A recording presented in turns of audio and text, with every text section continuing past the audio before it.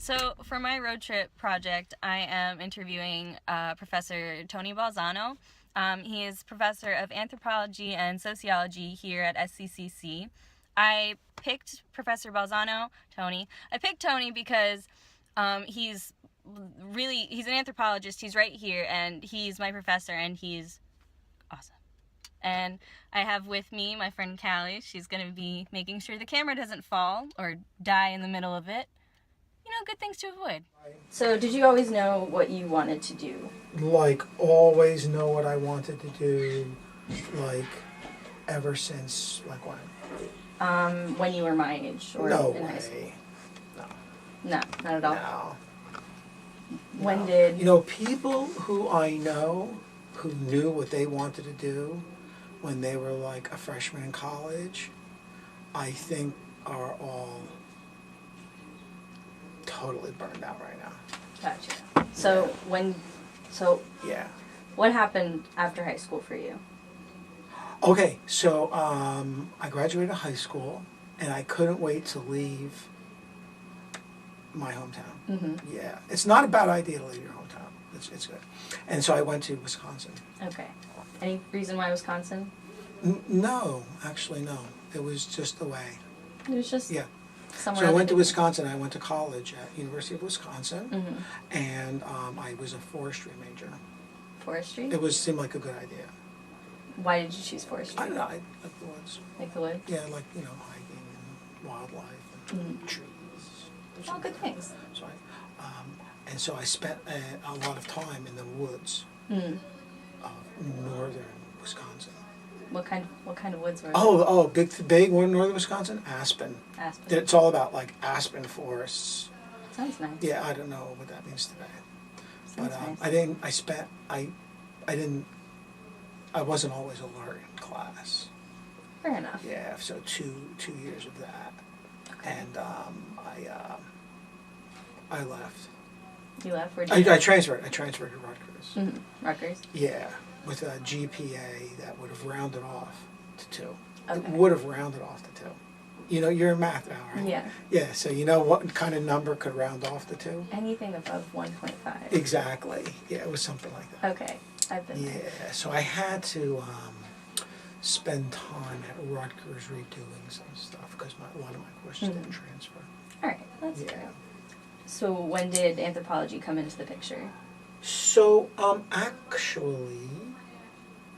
actually in Wisconsin. Okay. Yeah, somebody signed me up for a introduction to anthropology class. And you just like hit it off? I seem to have been born with a evolutionary perspective, and I said, yeah, Okay. right. But I was still a forestry major, and so it started there. And then when I got to Rutgers, I started taking more anthro classes, and I became a biology major. Okay.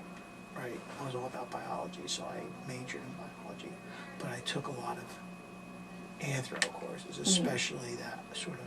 Crossed over. Yeah, they crossed over. I guess I was taking anthro courses that counted toward my biology degree, like primatology All right, that's fair. and primate behavior. So I took a lot of those, and then I migrated over to doing Native American mythology courses. Gotcha. This was all as an undergraduate, so I got my degree in biology, graduated, and then I promptly joined the Peace Corps. Okay. Can you talk about your experiences with the Peace Corps? Oh, that's everything. Right, so I went to the Peace Corps, and they turned me into a teacher of biology and chemistry. In Haiti? No, in the Kingdom of Swaziland. Now, since you're taping this. Yes. Okay, and so we fly to Africa, right? Mm-hmm. And we go to we land in Swaziland, which is a little country, and then we come out on the tarmac, on the runway, and there's all of these really royal-looking African government officials there, and they come over. There are all these Swazi government officials, and there's this guy about as tall as I am, and he's got all these really great. He's got this on. He's wearing one of these. See, he's wearing one. He's wearing a couple of these, That's cool. like wrapped around here, and he's wearing one of these. see, that's royal colors, right? Gotcha. And around his neck, he has a mark of, remember we call those sumptuary things, right? Right, those sumptuary items? Yes. Right, and he's wearing, where is it? Oh, there it is. You see it up there? He's wearing his sumptuary royalty beads, Gotcha. right there, right? And so he's got that on, and he gives everyone his portrait, right? And it's Okay. up there. You see, that's him. It's a nice portrait. Yeah, that's the Ingwenyama of Swaziland. It's King Shabuza. Okay. Yeah, and the Ingwenyama means he is the conqueror of lions. It's a good name. Yeah, Especially yeah. for I mean, if you're a king. king, Yeah. it's a king. We say king, but he's really the conqueror of lions. Gotcha. And King Shabuza the second. Yeah. And so he gave us his portrait. I still have it. It's a nice portrait. It's a really nice portrait. It's a good picture. And so everybody had that. Now, why am I telling you this? Oh, so I went there, and they put me into a classroom, Gotcha. and I was taught how to teach like technical things. They put us through like 6 weeks of training. And were you teaching like adults or were you teaching They were children? they were teaching people who were my age. Gotcha. It was like the equivalent of high school. It was like they had like a 5-year high school system there, which is based on the old British system of O level and A level tests that everybody took. And I was teaching those students, but many of them were my age. And so did your time in the Peace Corps contribute to you as an anthropologist? Yeah. So that's where I really wanted. That's where I decided that I wanted to study anthropology because I spent a lot of time there, not just understanding Swazi culture, but also how it contrasts with my own. And I read a lot of anthropology there. Because when I went to the Peace Corps office, which we had to report in like every 3 months to get needles and inoculations and all that, there was this huge library there, and I used to pull out the anthropology books. Sounds read nice. about it. So when I came back, I started to matriculate into the graduate program in anthropology at Rutgers. Gotcha. So I had to take some courses first in undergraduate courses in anthro, and then took graduate courses preliminarily before I could be accepted in the program. Gotcha. When you were pursuing anthropology, did you ever have any negative feedback on it? And if you did, how did you deal with that? You mean people looking at me like I'm nuts?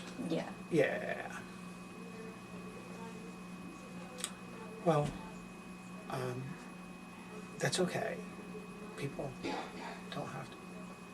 You know, so what's really important is that you have to take control of your own life, right? That's what you actually do when you get a bachelor's degree. You have that ability, and so you have to have, that you have to have that vision, or passion, or that vision that you're going to pursue that.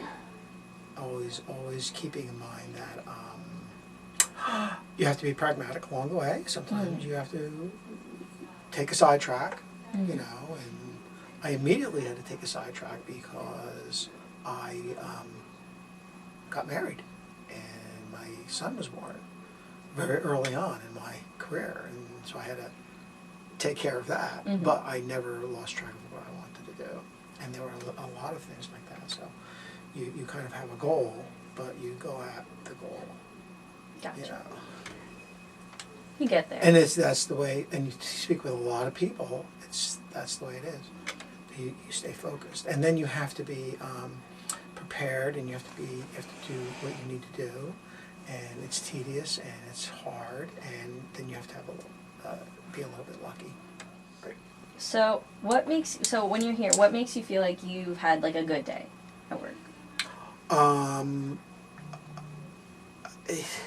It's a good day. Oh, it's always a good day. A good day. I don't know how to answer that. It's always a good day. It's always a good day. I have the flip side question. What makes for a discouraging day maybe at work? I don't know. Like a discouraging. If I came here and the building was burned down. That would be a little rough. Oh, here's would be a really not so good day. Okay. Like if one day I came and here's a really bad day. Okay, here's a bad day. It was about 10 years ago.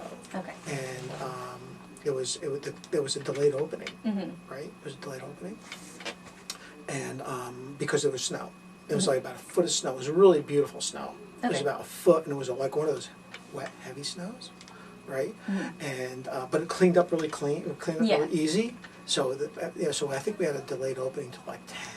Okay. And I came to campus, and at that time my office was in the lower, and you know where the soccer field is? Yeah. Yeah. Came to campus, and down on the soccer field, someone had etched I think it was measured out to be like a 60-foot swastika. Oh. Yeah, that's a discouraging name. Yeah. And it was etched out there, and I had to go to class right away, and I went to class and met some students. I said, "Come on, let's go." Oh. And we all went down, and I said, "Let's go and Get rid of it. But I said, "But wait." I said, "Wait, we have to. It's a hate crime. Mm-hmm. Let's call the Newton police." Yeah. So we called the Newton police, and they came over, and they sort of documented it, and they interviewed, and they took tire tracks, blah blah blah, and then we all went down there and we walked all through, and then New Jersey Herald showed up, and they got into the paper. That was kind of a discouraging Yeah, day. that would be. Yeah. On a more positive note, if you had to choose one of your favorite parts or subjects within anthropology, what would be the first thing that comes to mind? Wow. Well, I love Malthus. Yeah, I love Malthus. I love bipedalism. Yeah, That's pretty cool. I do rant too much about bipedalism. Is there too much? I think you could teach an entire course on the implications of being bipedal. Wow. It's what? It just, you know. Capital accumulation is one of our favorite themes also. Yeah, I love that. Yep. So, on a final note, Okay. do you have any advice for people beginning in their studies of anthropology? Any advice? Yes. Read everything. Read everything. Is one. Don't think that like a lot of folks are attracted to anthropology because of archaeology. Mm-hmm. Okay, because there's nothing sexier in the world than archaeology. But a lot of folks monkeys too. A lot of monkeys draw people, apes, gorillas draw people into anthro. But you need to also remember that there's linguistics and cultural analysis, blah blah blah. So do that. That would be good advice. Okay. There's a lot of it. It's the same kind of advice you would give to everyone else in any other kind of discipline. That be open and flexible in how you think you're going to use your degree. Okay. And it is a degree that is highly sought after because it gives you that cultural competence, which is why we made that new certificate in cultural competence, and it's sort of a natural fit for the anthro major. But And I mean, now you're going to take my dance yeah, I move have to be able to put that into the and video loop too. it in. Yeah, Because I know Professor Lonzo she'll love it. that dance move. She will. Yes. I'm definitely gonna make sure it's in there. Yes. And whoever wants to get on my dance card, you have to apply. Yeah.